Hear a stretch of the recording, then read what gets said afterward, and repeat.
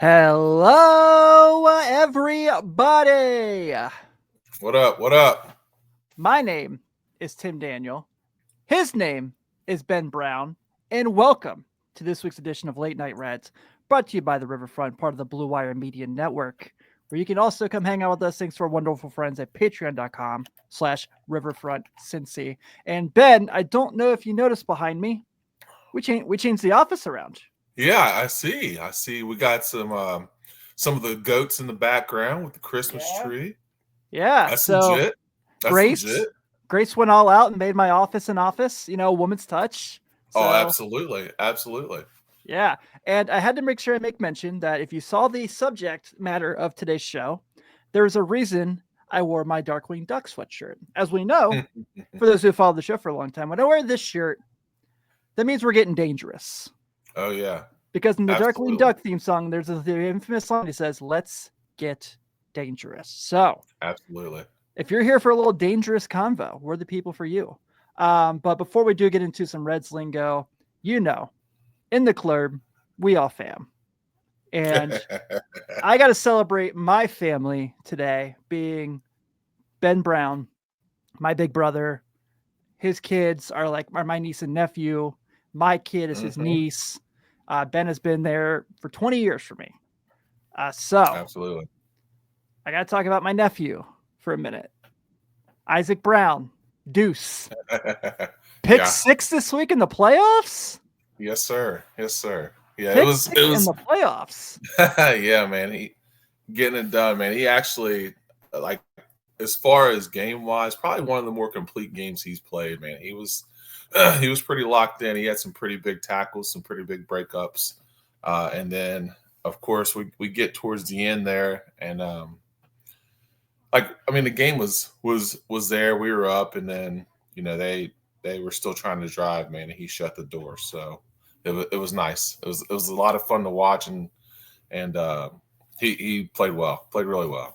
So Yeah, man. I saw the clip. It's awesome. I should have got a copy of it and put it up here, but we'll get one mhm. next week when he does it Oh again. yeah, Because, yeah, absolutely, yeah. absolutely. So shout out my nephew, Isaac Brown, for doing his thing today and this week in the playoffs as the Cooper Jaguars keep their perfect season alive. Um, Absolutely, man. all right, man. So there are a few hot button topics going around the world of the Cincinnati Reds this week. So I want to get to. I also want to make mention as well. My cool cup. Check this out. I got Ooh, this at Disney World in like 2020. oh, It's nice. it lights up. I like that. That's legit.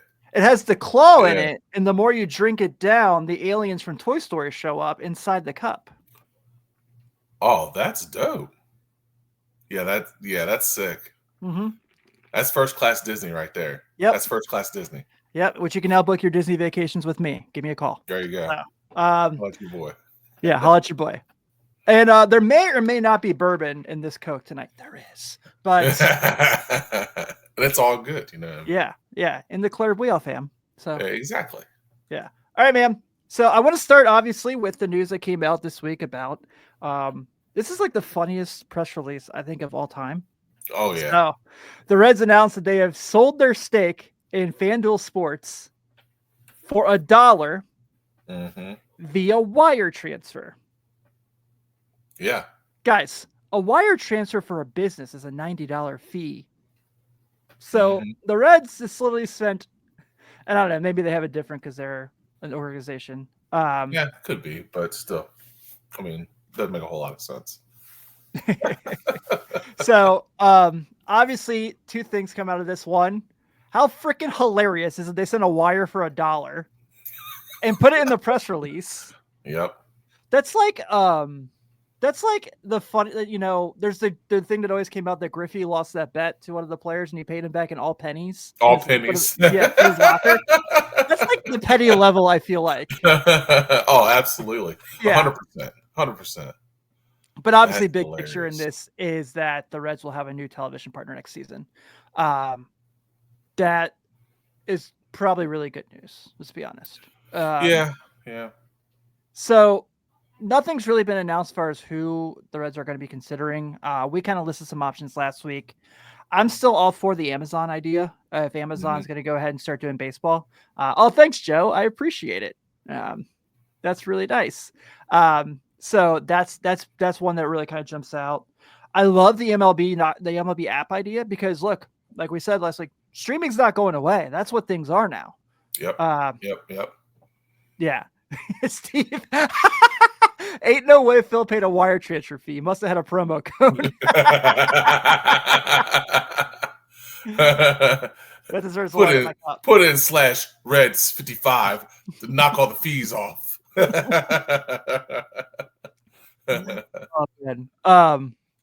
So that was kind of funny. But so Amazon, MLB app, are things that really came up. I realistically don't care as long as I can watch the games, obviously. Yeah. But I do think the baseball kind of separating themselves from the teams that are on ballot, because there's obviously some Comcast teams, NBC teams. The teams that are separating themselves from Bally / FanDuel, I think, are doing the right move because that is a sinking ship. Yeah.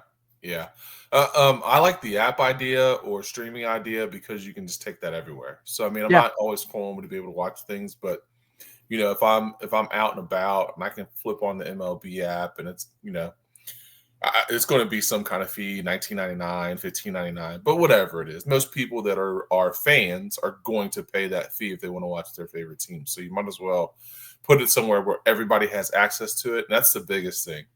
You know, I don't like when things are blacked out. I don't like when things you can't have access to them for certain reasons or whatever. So it's nice to be able to have that option of putting on an app or a streaming service where you can watch your games wherever. Yeah. I don't know. Is Netflix getting it in the sports world? I think it's only a matter of time, right? Yeah. I mean, they're getting there. Yeah, they're getting WWE. I was going to say, I think WWE is kind of the testing ground to see where it's going to be. But it'll be, I mean, they'll pick up a major sport here within the next 5 years, 3 to 5 years for sure. I mean, outside of WWE, which is already massive, but they'll pick up somebody else. So I have to make sure I make mention of this because it's been mentioned twice now in the comments. Steve first said and Sydney said it. Yes, I have been live for days on end. And how are you all not sick of me? So I just want to make sure I do acknowledge that, yes, I appreciate you guys who have been hanging out with me every night because I cover an NBA team as well. So a really good NBA team, by the way. Yeah. And Steve's bringing up a great point here. Netflix, I was going to bring it up as well. Oh, yeah, they do. Yep. Yeah, they have the Mike Tyson. Really good point. The Mike Tyson quote unquote fight. Yeah. God, I hope Mike Tyson knocks him out. Oh, dude. I don't even really follow boxing. I don't either. Stuff like that. I don't either.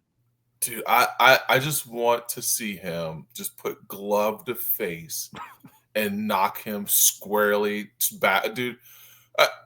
And I've been very fortunate to be able to watch of course the older Mike Tyson and see that stuff like I don't think people a $60 pay-per-view for the 30 yeah. I don't think people realize like that guy is still in there. I don't care how old he is, like that guy's still in there.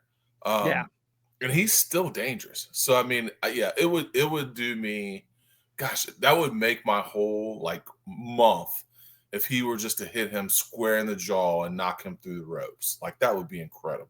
Wouldn't it, man? Like, I know the death price sounds horrible to say, but the revitalization of Mike Tyson is something that everyone should say, I need to go ahead and hire his PR reps because doing The Hangover and all these things have made you like, yeah, he was a shitty person for a long time, but he's figured it out. Yeah, man, he has for sure. Sure. Him and Michael Vick must have the same PR reps or something. Yeah, because those dudes completely revitalized things. Yeah, I mean if you've watched him recently, man, like he is just a completely different person. Now I'll say this: getting back into the fight game, like people talk about, you know, being two separate people with him. Like there's something about that switch that makes him different. It's like when football players talk about on the field, off the field. Yeah, like you're just a different like once that switch clicks in for him, like he he can't turn that part off of him. Like he's going to be in the ring and he's going to be trying to knock that dude's head off, which is going to be fun. He's not going there for the gimmick. If the gimmick's no, gosh, no. Mm-mm. If he don't eat someone's ear, I'm canceling my subscription. Is a very great Steve Offenbaker comment. All right, so back to Red Stock. Yeah, I think that I'm excited to see where things play out with this. I haven't heard anything. I realistically don't have any details. John, I haven't really touched base with him to see if he knows anything. I think he's kind of in the same limbo we all are, where we're just trying to figure out where it happens from here. So I hope the best for all those guys. And I'm glad that right now, those guys are still Reds employees. So I hope that stays that way. Yeah. All right. So on to transaction news. Nick Martinez rumored to be picking up his QO. Mm-hmm. So this is fantastic news. Mm-hmm. This is Absolutely. The excitement of Terry Francona. This is the joy of some of the guys who did their thing last year sticking around to kind of make this thing better as we make this transition. And it's another nice way to shore up your starting rotation with the Hunters and the guys like that. So I still think they should go out and get a starter. Absolutely. I'm very, very happy to hear this. I'm happy he wants to stay. Look, I've said it for weeks. I said it on Locked On Reds. I've said it here. I was all for giving him more money for him to stay because of everything he did for the team last year. He was the best pitcher in baseball in September, realistically. Yeah. So I'm really excited to hear that it looks like we're going to have Nick Martinez back with the club next season. Oh, 100%, man. Like for a while there, he was our MVP. I mean, that guy did so many good things and so many things well. Like he was a bright spot in an otherwise kind of down September's run for us. So to get him back into the fold is going to be huge because he was very, very solid. He's a guy that you could run out there and give you quality innings and quality starts, and those are the kind of guys you need around. So, yep, for sure. I'm very excited. Walker Buehler, I like that too. But I'm very excited that Q is out there and that he has a chance to sign that, and we get him back for sure. Yeah, especially we talk about this all the time. Expecting people to kind of get back to where they were last year's gonna be tricky, but for him, I think that he's just steady enough that you can kind of count on him year in and year out to do the things he did. This is something that Steve says here. I love the qualifying offer. It's short term. He gets a $9 billion bonus for having a career year, and when a rookie is ready, they can take his spot. Nail on the head. This is the perfect situation where for him, it's kind of go out there and do your thing, and spend your twilight of your prime here. Help this team as they grow and get more mature, and we roll from there. So I like that a lot. Yep, and it's kind of not what the Reds usually do, like thanking somebody for their service. You know what I mean? Like you know what I mean? Like they usually don't do things like that. like I have to spit my drink out. I mean, but that's not a very Reds thing to do. Like, no, it's not. You're right. You're absolutely right. That guy came in and was, like I said, was a bright spot in a lot of down things that happened. So it was nice to see them give him that $9 million and the qualifying offer. I mean, that's not something the Reds usually do. So yeah, it was good to see. Yeah, you're absolutely right. While we're on the subject, so the story coming out about Nick Krall saying that there's been a call to Joey's team to have him be a part of the organization. What do you think about that? So there's a lot of righting of wrongs I think they're trying to do. I think they realized they messed up on how they handled it. And I think that you need as many bright spots going into an uncertain year as possible. So bringing back arguably the greatest Red ever is a start to that. Yeah. So I think that's one of the big kind of like olive branch things for them. They're trying to correct some wrongs. And I hope that Joey is back in some capacity. I don't know what that looks like or what that'll be, but that guy deserves to be in the Reds organization. Like he's earned that right. at whatever capacity. I mean, whatever capacity that is, he's earned the right to be in this organization. He means so much to the city and this organization that, yeah, I hope they did. I hope all of that coming out is true, that they've reached out to him. Now, you know, I mean, Joey could say no. I mean, Joey would never say that there was bad blood about how that went down, but you got to know that he was not happy how that went down. There absolutely was. And you know, I won't get into the details of things that have been leaked out there that I've but I do know, and this is just kind of me picking up from conversations I've heard. So this is not something where I'm gonna like kind of go out there and say like this is 1,000% true, but this is kind of this is me putting the pieces together. Yeah, absolutely. You know, absolutely. Being Detective Tim,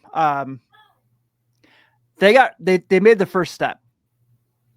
They made the first right step in the circumstance. If you catch my drift, absolutely. The guy who's not in charge of the 26-man lineup was the first step. Not being part of the organization anymore. So I don't know if that's going to lead to it being a better thing for him. And I think that I'm not saying anything that's breaking ground. We saw what he did last week. I mean, we saw how he handled the end of that season, and got ejected on his last game. I'm not convinced that wasn't for a reason. I'm really not. I agree with that. I would agree with that. I'm not trying to get hot takey or anything here. We know that's not really how I do things. But yeah, if there's a way he can be involved in the organization, then I'm happy for it. Nick mentioned it on Hot Stove, so I wonder what that kind of turns into. So we'll see how that goes as well. David, come on, man. David S., happy to see you here. Welcome to the show. Thanks for hanging out, but don't bury the lead yet, okay? We gotta get there. We build it up. This is called show business. in the biz, it's what we call it. It's a build. We're getting there. Yeah.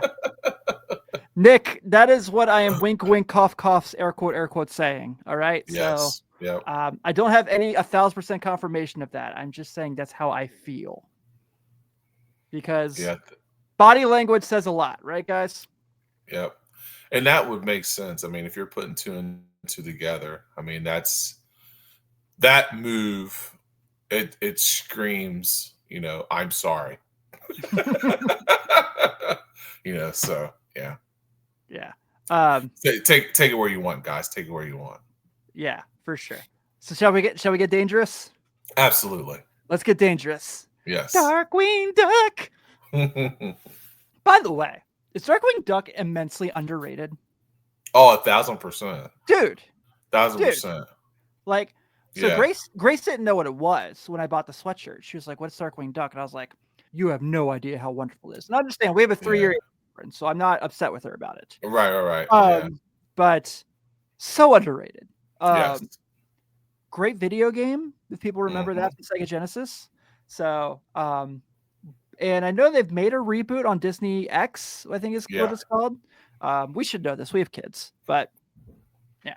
So, greatly underrated, underappreciated. Thank you for backing me up on that. I appreciate it. No doubt. Okay, so the reason for the main topic, as you guys can see here, is that this has come up multiple times now this past week. And the conversation is about one former National League MVP just 2 years ago in Paul Goldschmidt. And multiple assets. I don't know how reliable they are. This is not me just trying to but I'm saying that this is what's been going on the internet. Steve wants to talk DuckTales. Buddy, we could do a podcast on DuckTales. Oh. Life is like a hurricane into Duck World. Might solve a mystery. Or rewrite history. DuckTales. Woo! Make sure you pay the copyright for that. Yeah. Sorry. Yeah. You guys will know what you come here for. You know what you come here for. All right. So, Paul Goldschmidt has been linked by multiple media outlets to the Cincinnati Reds. And the conversation I want to have about this is not necessarily, I think it's going to happen. That's not what I'm getting at.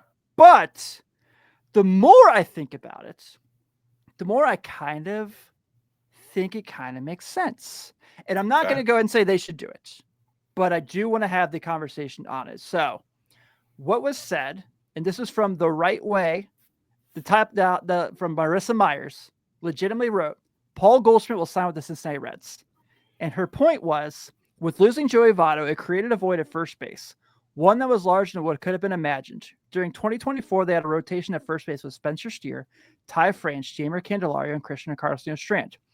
France is no longer with the team, and the Reds still have don't have a sure solution to position for the upcoming 2025 season. Something Francona has got to figure out to ensure the Reds go far in his first year. The solution can be found in free agency, and it happens to be in a player who knows the NL Central very well. This player is Paul Goldschmidt, St. Louis Cardinals third baseman. So, I'm seeing a lot of I'm out on Goldie, and this is great. I really appreciate the conversation. I'm willing to listen to everything. Mm-hmm. Here's where I'm at on it. Mm-hmm. I think we all kind of agree the game plan is Christian Encarnacion will be the first baseman in Cincinnati Reds in 2025. And I'm okay with that. I'm okay with figuring out, can he be a consistent guy? But I think that, and I fully understand that the people who are out, in the sense that Goldie's not the guy he was even 2 years ago. Right. And totally get that. But is he still very capable at 37 years old of giving you 25, 30 home runs a year, especially playing 81 games at GABP? Is he certainly capable of still playing a good first baseman? Is he better than the guys you've had playing first baseman since Joey left? You can't say no to any of those. Now, that's where I'm at in the sense of, okay, I think the Cincinnati Reds are in a situation where they need an adult in the room. Man. And for him to be a future Hall of Famer, an MVP winner, a guy who's played in the postseason, having him does not hurt the team. Mm-hmm. Now, I can understand if the Reds decide this is just hearsay and we're not going to do it. Completely fine with that. But I am kind of, and I don't want to talk before you talk in this sense. I'll give my opinion after you, but are you open to Goldie playing for the Reds next year? Yeah, absolutely. Okay. Here's where it fits for me, and I think that you brought up a really good point. You're bringing in a new manager, a guy that's used to working with veterans, a guy that's won with veterans, a guy that uses veteran leadership as motivation. We've all talked about this last year. With there not being enough veteran leadership in the locker room. You know, the manager is a part of a lot of that, but the manager's a part of a lot of it, but not having veteran leadership is a part of it as well. The mistakes that were made, some of the things that were done on the field, the way things were handled in the locker room. There's a veteran presence that needs to be in there. And why not make it a former MVP? Just 2 years ago. Yeah. So, I mean, the guy batted .245 with 22 home runs, and I think he had 60-something RBIs this year. Mm-hmm. I mean, as a 37-year-old first baseman. So those aren't terrible statistics. I mean, I would have taken that this year. We all would have. You know what I mean? Would have. So, yeah. I would be in on it because I think that it brings a veteran presence. I still think that he can hit 20 home runs. I still think he can drive in 80 RBIs, and I still think he can play a productive first base. So yeah, I mean, and I know people say it's going to cost a lot of money. It's going to be this, that, and the third. Like I said, I think you made a great point a couple weeks ago. It ain't our money. Yeah. Why do we care? Why do you as fans care so much about what a player makes? Yeah. Why? I mean, realistically, I don't care. Jeimer Candelario's contract is not a good-looking contract. Guess what? Nope. I don't lose sleep over what he's getting paid. I lose sleep over how he's batting. Correct. Those things don't go hand in hand. You can have a bad contract and still have good seasons. Yep. And I'm so sick of this whole being afraid, like, scared money don't make no money. As Ben and I have talked about for weeks now. Sure don't. So here's where I'm at. I'm willing to do it. Mm-hmm. I'm willing to give him a 1-2 year deal. I don't care. Yeah, he's 1 year, one option. I mean, Yeah, I don't think that's terrible. right. He can hit homers still. He's not the guy he used to be. The strike zone's shrunk on him for sure. But is he better than any other option you currently have, as far as we know right now? Yes. And can he DH if you need him to? Yes. If you're worried about him his legs in first base anymore? Yes. And if you sign him to a 1-year contract and comes June and he's really struggling, he's not helping your team win, bye-bye. Yep. Bye-bye. Yep.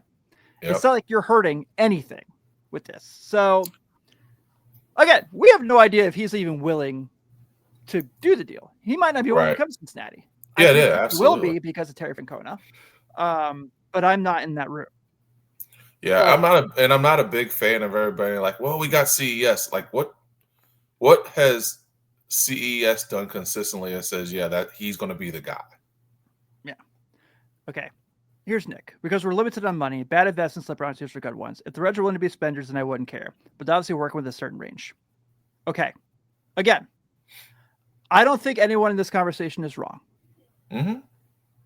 But do we really think, and we talk about this all the time, we're the sell the team Bob company, right? We're the company that people hate us. Because we put a billboard up because they didn't spend enough money. Do we really think MLB owners can't spend more money? Do we really think that? And why do we care about their pockets? Guys, like, we need to end this. We need to end this conversation on everything. Because look, if ownerships want to put money into their team, especially in baseball where there's no salary cap, they can do it. Yeah. So I think people fall into that false sense of, well, they don't have the money. That's not the case. Stop. That's not the case. Stop limiting the front office and not holding them accountable. Stop just being like, okay, we're still going to go to games anyway. That's a good way of putting it. Yep. Yeah, that's a really good way of putting it.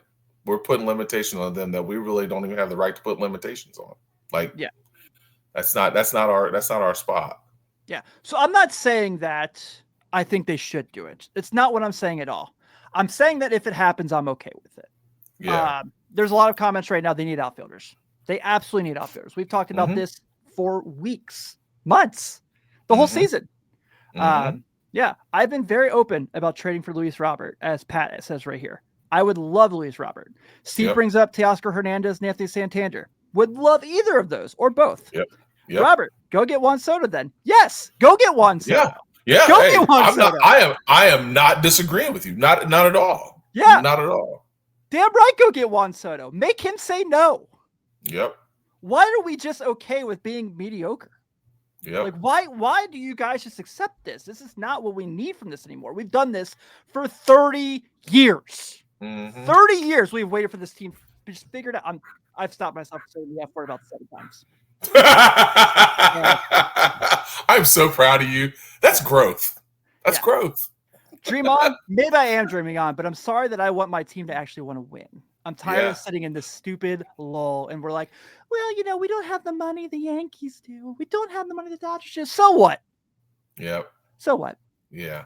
Yeah. Maybe we don't. No, but guess what? We can still try to make the team better. We can't just sit there with our thumbs twisted, like twiddling our thumbs the whole time. But yeah, if it happened, great. If it doesn't, that's okay too. But just flat out being like closing the door and be like, I'm out. Why? Yeah. Is he better than what you currently have at first base and what you saw last year? Yes. Much better than absolutely. That's just my 2 cents. No, I agree with you. That's why I said I'm like, there's nothing in the previous season that says that signing that guy is going to hurt us. Yeah. You know what I mean? Like, it's you like you said, you have to take a risk. He's a guy that's a former MVP, and he's going to be playing in Great American Ballpark. So I mean, he's got a good chance of still hitting 20 to 25 home runs, batting 250, and driving in 80 runs. Like, you're telling me you don't want that? Is that not something you desire? Is that not something that you think that is going to help our team win baseball games? Like, I don't know. I don't know. Maybe the bourbon I'm sipping on is just hitting a little quicker tonight. Maybe I'm wrong. Like, maybe I'll read this. I'll listen to this episode on Monday and be like, what the hell was I saying? I said that? Yeah. Wouldn't be the first time. Probably won't be the last. It happens. It happens. So David here says CES can hit 25 homers on 450K. Again, my whole point here is that not that any of you are wrong. This is not what I'm trying to say. That's very well a possibility. But what have we legitimately seen that's going to happen? Yep. Look, I love the idea of CES. We all love the idea of CES. We think he can. We sure as hell think he's capable of doing that. Haven't seen it. Haven't seen it at the big league level. Yep. And Goldschmidt has proof in his pudding. Yeah. And the thing about baseball, dude, is like how many teams realistically just don't go back to the playoffs every year? I mean, this year is different, obviously. But how many times are we like, oh, wow, there's 5 new teams that were in the playoffs the year before? Yeah. You can't just sit there and go, well, we need Noelvi Marte to mature. We do need Noelvi Marte to mature. I agree. But that shouldn't stop you. Your idea of what Noelvi Marte is should not stop you from trying to make your team better. Yep. Your wishes of hoping that he's going to be better shouldn't stop you. What's our boss Chad say all the time? Hope is not a strategy. Nope, it sure isn't. Nope, it's not a strategy in life. It's not a strategy in baseball. And I understand the conversation on the Cardinals' end is they want to get younger. They stink. David, he hit 25 home runs last year. I mean, you think that like he's just done and washed? I mean, I don't think that's the case. I think he's not who he used to be. But okay, so he's still 716 OPS, kind of gross. Gross. That's disgusting. Yeah, but who cares? 1 year, if it sucks, you will Myers them. And I think that's okay. And I do get the idea because the conversations around the Reds have been like, well, they're going to get Sonny Gray and they're going to go do this. And like, I understand that people don't want those old Cardinal players. But now, if in the Walt Jocketty era, I would have been on this conversation like getting into this podcast like, oh, yeah, that's going to happen. You know what I mean? Like, yeah, get better than the 30-year-old. I'm fine with that. If Lou Bob comes here and is a center fielder for the Reds, hell yeah, let's roll. Like, I want that more than I want anything else. But how many teams are going to give up a 30-year-old to the Reds at this point without the Reds having to give up the guys you're in love with? Not true. Designated hitters are a thing in the National League now. And I mean, we've been the captains of a lot. We've been the captains of play Spencer Steer first base. If that's like our best solution. I want that more than I want Paul Goldschmidt. I mean, realistically, I do, but he's part of the team. He's controlled for a long time. And I think he's a good, obviously we're all big fans of him. Plus he went to Oregon, so he always gets cool swag. So yes, he does. That helps. What are you willing to give up for Lou Bob? I'd give it a bit personally. Good amount. Amount. I think just solidifying that spot. So I think that's the biggest thing. Yeah. This is why Sid the Schwab is here, right here.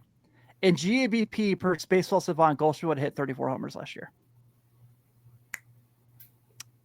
There you go. Am I just drunk right now? No, okay. No, not at all. No, I just think that because normally I don't get this passionate. So no, I love it because I just think that's like you said. Everybody's got this idea of what things should be, and I mean, to me, like you've got to think broader. You got to think about some of that stuff. We got to get out of that box. We got to start shooting our shot. Yeah, I'm so tired of wishing. We wish for Nick Senzel. We wish for Jonathan India. We wish for Homer Bailey every so often. Dear Ellie, India Marte, Candy, India McLean, Arroyo, all infielders. Fair. 1,000% fair. Don't disagree at all. But am I in the market? We thought that last year with Candelario. They added an infielder. So I don't know. Can we do a sign and trade? Do they do that in baseball like they do in the NBA? Can we trade Candelario to the Cardinals? I think we know. Yeah, I think we. But okay, so how do we know he's making $26 million on this team next year? Spot Check right now has him at 1 year, $12 million. which is, to me, it's willing to take the risk. Yeah. 12 mil in baseball years is nothing. Right. In any professional sports at this point. Yep. So, all right. That's just kind of, again, I was willing to hear the conversation. Sign and pray. I like that. I like sign and pray. I'll take this one on the chin if I'm wrong. I'm happy to be wrong, but I would be more than happy to see this team go out there and try to win. I care more about that than I care about how much money they're spending on anybody. I think anyone wants to talk about the reason they're saying no is money. He's still better than anything you had last year. Mm-hmm. And again, I'm not saying I want them to do it. I'm just listening to the conversation. I can see why it makes sense. Yep. Especially with Tito. Yeah. Yep. I mean, Tito's like it definitely makes sense. All those Cleveland teams, he always had good veterans who were like older and washed up and gave him good production. Yep. All the time. He also had his Jose Ramirez. He also had his, Francisco Lindors.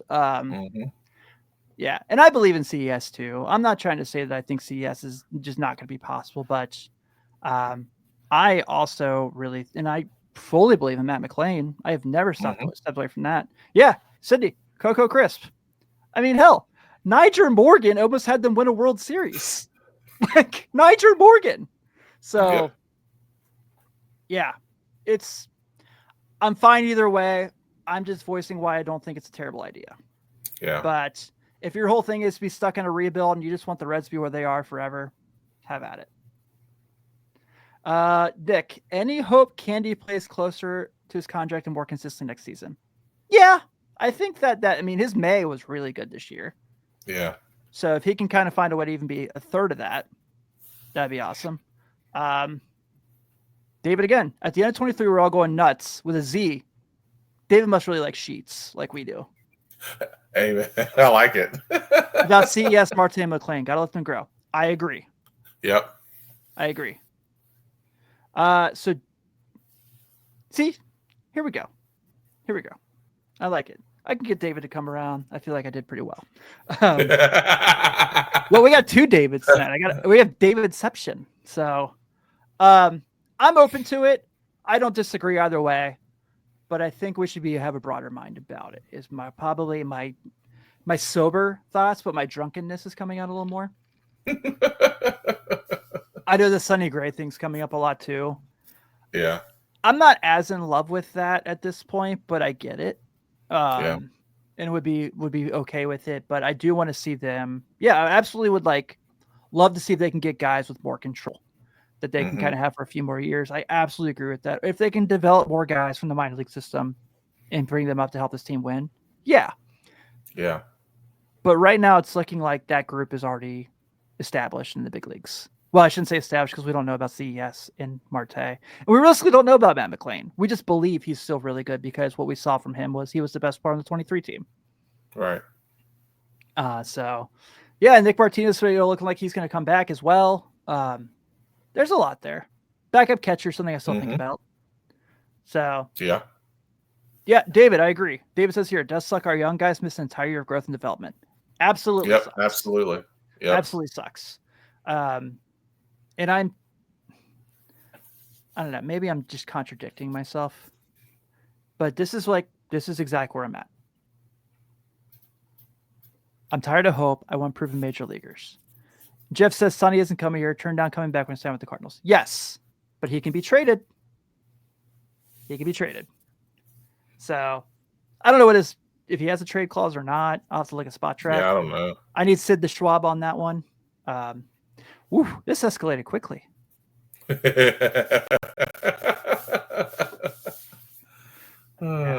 I'm bummed about Williamson. I was eager to see him. Yeah, Joey, I was too. Okay, so Jeff, he does have a full no trade. Okay. I wouldn't blame him a bit if he was pissed off and didn't want to come back here. Oh, yeah, absolutely. One bit. Yeah.